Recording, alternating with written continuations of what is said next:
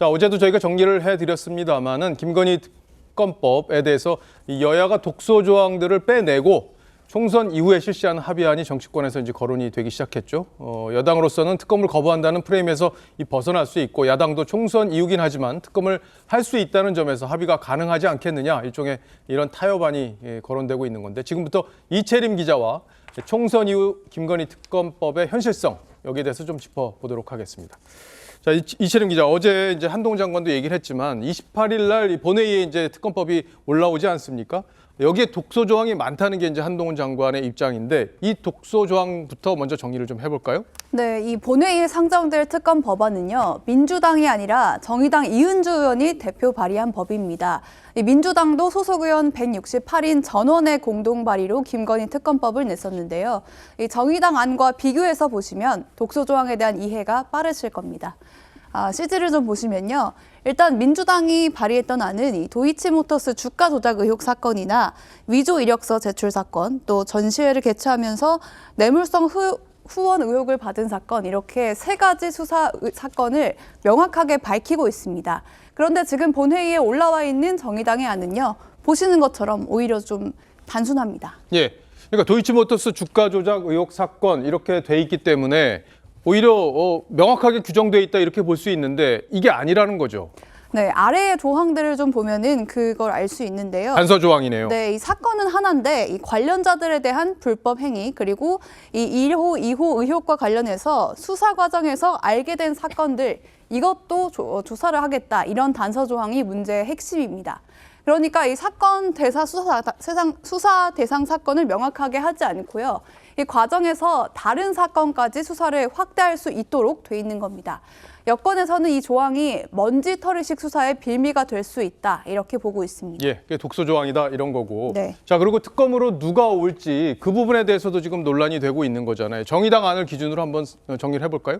네, 김 여사 특검법에는요, 대통령 본인이 소속된 교섭단체를 제외하도록 돼 있습니다. 그러니까 사실상 민주당과 정의당에만 특검 추천 권한이 있는 건데요. 이 박근혜의 최순실 특검 때도 여당이 추천 권한에서 제외된 적이 있습니다만, 이 당시에는 여야가 합의로 결정을 했기 때문에 이번과는 경우가 좀 다릅니다. 이 조항 때문에 친문 검사였던 이성윤 전 중앙지검장이나 이문정 부장검사가 특검으로 오는 거 아니냐, 이런 이야기까지 나오는 겁니다. 자, 그리고 여당은 이제 언론 브리핑 이것도 할 수 있게 해놓은 게 이게 독소 조항이다 이렇게 보고 있죠.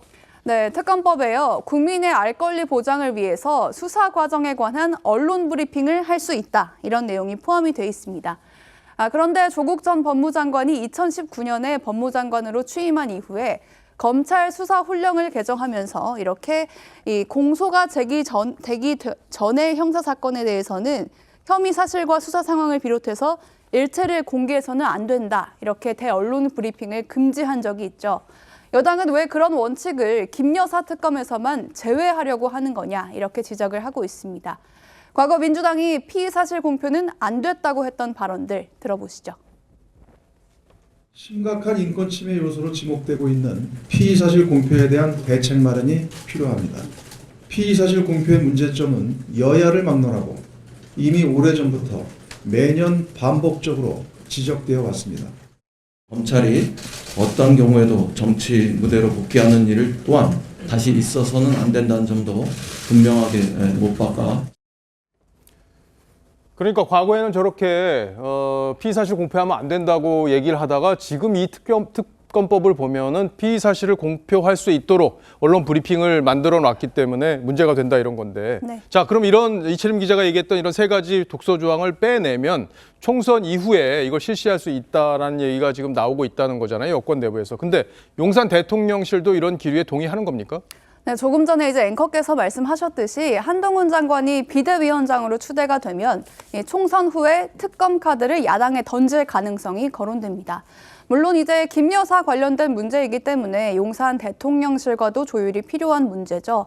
당초 용산은 특검 수용에 대해서 부정적인 기류가 강했는데 총선에 미칠 파장을 고려해서 이제는 여야가 합의한다면 수용하겠다, 이런 뜻인 것으로 알려졌습니다. 예.